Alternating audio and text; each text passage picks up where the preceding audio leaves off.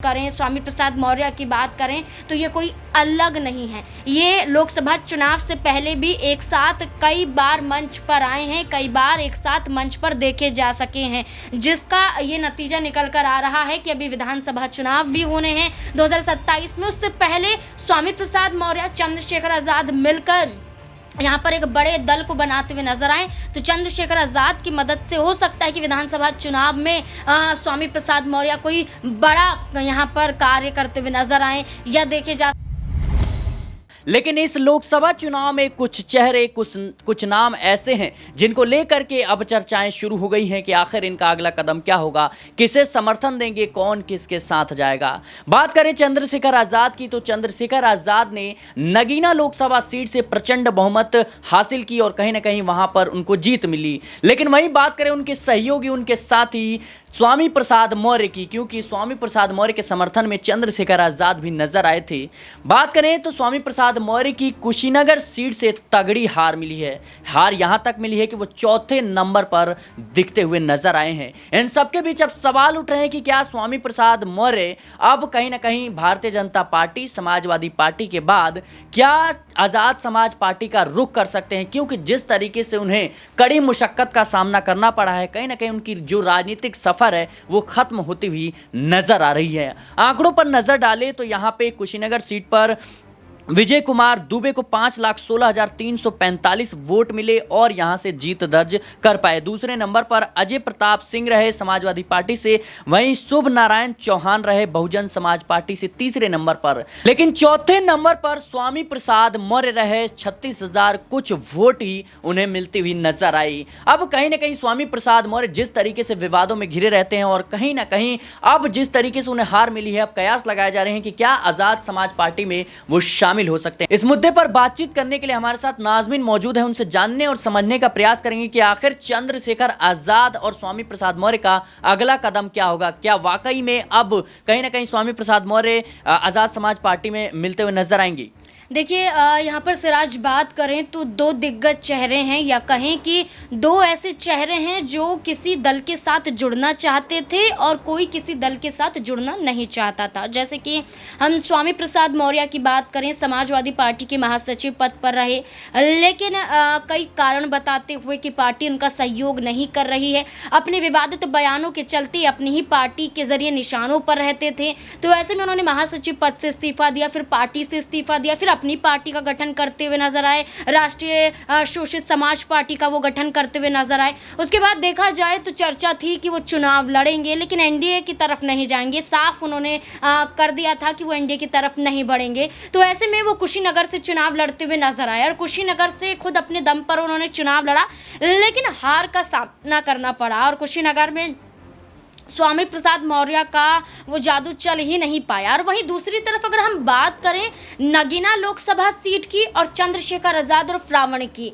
यहाँ पर बात करें चंद्रशेखर आज़ाद तो बार बार कभी सपा के साथ जाना चाहते थे, कभी बीएसपी के साथ जाना चाहते थे, वो इंडिया अलायंस का हिस्सा बनने के लिए भी तैयार थे। खुद चंद्रशेखर आज़ाद ये कह रहे थे कि समाजवादी पार्टी से हो सकता है कि नगीना लोकसभा सीट उन्हें मिल जाए, लेकिन समाजवादी पार्टी की बात करें, जब मनोज कुमार को यहाँ पर वो उतार देते हैं तो उनका मनोबल कहीं ना कहीं कम हो जाता है। लेकिन हार नहीं मानते हैं चंद्रशेखर आज़ाद। उसके बाद बहुजन समाज पार्टी की बात करें तो बहुजन समाज पार्टी को लेकर भी ये कहा जा रहा था कि चंद्रशेखर आज़ाद हो सकता है कि बीएसपी के टिकट से चुनाव लड़ते हुए नजर आए, लेकिन बीएसपी ने भी यहाँ पर सुरेंद्र पाल सिंह को उतार दिया, जिसके बाद खुद अपने दम पर चंद्रशेखर आज़ाद को चुनाव लड़ना पड़ा। लेकिन तस्वीर देखिए, कुशीनगर से स्वामी प्रसाद मौर्य हार जाते हैं और वहीं नगीना लोकसभा सीट पर 5 लाख से अधिक वोट हासिल करते हुए चंद्रशेखर आज़ाद नजर आते हैं।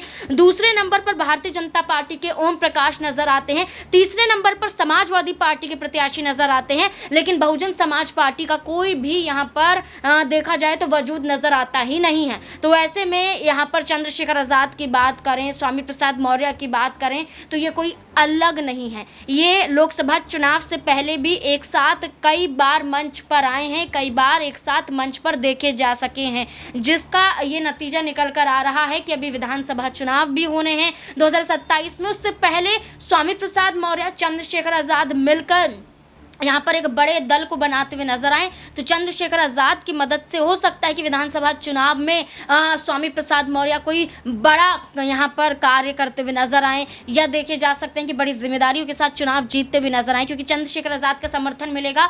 तो देखिए, दलितों के लिए वो भी काम कर रहे हैं, दलितों के लिए वो भी काम कर रहे हैं, यहाँ पर पिछड़े वर्गों के लिए वो भी काम कर रहे हैं। तो दोनों की सोच एक, दोनों की विचारधारा एक, तो हो सकता है कि यहाँ पर चंद्रशेखर आज़ाद, स्वामी प्रसाद मौर्य एक बार फिर से एक साथ नजर आ जाए। जी बिल्कुल, एक साथ जो है कहीं ना कहीं एक मंच पर दिखे, और जिस तरीके से चंद्रशेखर आजाद ने खुले तौर पर स्वामी प्रसाद मौर्य के समर्थन का ऐलान किया था, वहां पे कहीं ना कहीं उनके समर्थन में जनसभाएं भी की, लेकिन नतीजा कुछ और ही निकला। चौथे नंबर पर स्वामी प्रसाद का आना ये साफ तौर पर दर्शाता है कि स्वामी प्रसाद का जो विवादित एक चेहरा बनकर अब उभर रहे हैं, उनका राजनीतिक सफर खत्म होने वाला है। ऐसे में उनकी राष्ट्रीय शोषित समाज पार्टी, जिसका उन्होंने गठन किया था, क्या भारतीय जनता पार्टी और समाजवादी पार्टी से निकलने के बाद अब कहीं ना कहीं आजाद समाज पार्टी में उसका विलय करते हुए नजर आएंगी? देखिए, जैसे कि मैंने पहले भी कहा कि उन्होंने अपनी पार्टी का गठन तो किया, लेकिन उस पार्टी के गठन के बाद तमाम कयास शुरू हो चुके थे कि बदायूं से सांसद रही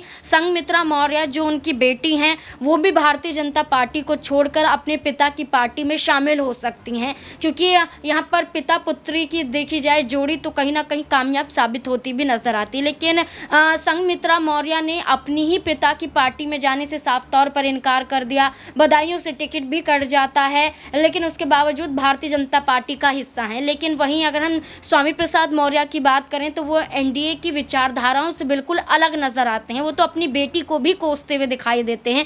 ये तक कहते हैं कि संघमित्रा मौर्य ने यहाँ पर सही तौर पर कदम नहीं उठाया, यानी कि टिकट कटा तो यहाँ पर उन्हें बड़ा एक्शन लेना चाहिए था, लेकिन संघमित्रा मौर्य ने एक्शन नहीं लिया।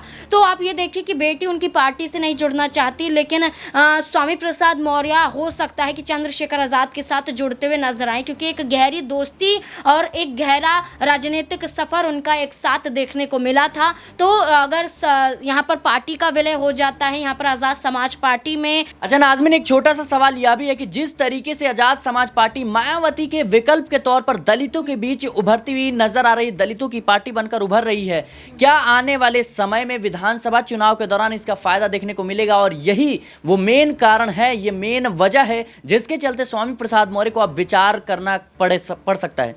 देखिए, अगर हम बसपा की बात करें, यानी कि मायावती की बात करें, तो मायावती 2019 में चुनाव लड़ती हुई नजर आई थी समाजवादी पार्टी के साथ। गठबंधन में चुनाव लड़ा तो 10 सीटें यहाँ पर वो अपने खाते में कर भी पाए, लेकिन 2024 में उन्होंने किसी भी पार्टी के साथ गठबंधन करने से इनकार कर दिया। नतीजा ये निकला कि उत्तर प्रदेश की कई सीटों पर यहाँ पर चुनाव लड़ती हुई नजर आई। लगभग दर्जनों सीटों पर बसपा ने चुनाव लड़ने का ऐलान किया, प्रत्याशियों को उतारा गया, लेकिन एक भी सीट यहाँ पर उनके नेता यहाँ पर जीत नहीं पाए, जो ये दिखाता है कि उत्तर प्रदेश में मायावती की राजनीति का अंत लगभग यहाँ पर तय होता हुआ नजर आ रहा है। तो मायावती की काट अब यहाँ पर स्वामी प्रसाद मौर्य, चंद्रशेखर आजाद बनते हुए दिखाई दे रहे हैं, और ये दोनों एक साथ आते हैं तो विधानसभा चुनाव में मायावती के वोटर्स को और भी ज्यादा साध सकते हैं और भी ज्यादा यहाँ पर नुकसान मायावती को पहुंचा सकते हैं। लेकिन चंद्रशेखर आजाद ने नगीना लोकसभा सीट पर चुनाव जीतकर ये तो साबित कर दिया है कि उत्तर प्रदेश में एक मजबूत चेहरा वो भी हैं, सांसद बन चुके हैं। अब ऐसे में उनकी भी बड़ी बड़ी मांगे केंद्र सरकार से हो सकती हैं, और इसी के साथ देखा जाए तो मायावती से जो अभी तक चंद्रशेखर आजाद कहते हुए नजर आए थे कि बहन जी हैं, वो अपनी बहन के रूप में उन्हें मानते हैं, और ये भी कहते हुए नजर आए थे कि वो बसपा से बिल्कुल अलग नहीं है। अब हो सकता है कि चुनाव जीत गए हैं तो अब उनके रुख भी अलग नजर आए और मायावती के वोटर्स पर सेंधमारी खुद चंद्रशेखर आजाद करते हुए दिखाई दें। जी बिल्कुल, कहीं ना कहीं जिस तरीके से इस बार के लोकसभा चुनाव में भले ही एनडीए सरकार बना रही है और कहीं ना कहीं इंडिया गठबंधन का निर्माण हुआ, लेकिन इससे एक चीज़ तो खुलकर सामने आई कि जो निर्दलीय प्रत्याशी हैं, खास तौर पर या फिर जो क्षेत्रीय पार्टियां हैं, वो जरूर बनकर आगे उभरी हैं और कहीं ना कहीं इन पर निर्भर होना पड़ रहा है, चाहे वो इंडिया गठबंधन हो चाहे एनडीए हो। और इसी में से एक बड़ा नाम आता है चंद्रशेखर आजाद का, क्योंकि बीएसपी के विकल्प के तौर पर चंद्रशेखर आजाद को अब उत्तर प्रदेश की राजनीति में देखा देखा जा रहा है। फिलहाल देखना दिलचस्प होगा कि स्वामी प्रसाद मौर्य इस कड़ी हार के बाद क्या वाकई में चंद्रशेखर आजाद की पार्टी में अपनी पार्टी का विलय करते हुए नजर आएंगे, क्या आजाद समाज पार्टी का वो हिस्सा बनते हुए नजर आएंगे, क्योंकि स्वामी प्रसाद मौर्य और चंद्रशेखर आजाद एक साथ एक मंच पर जनसभाओं में नजर आए थे।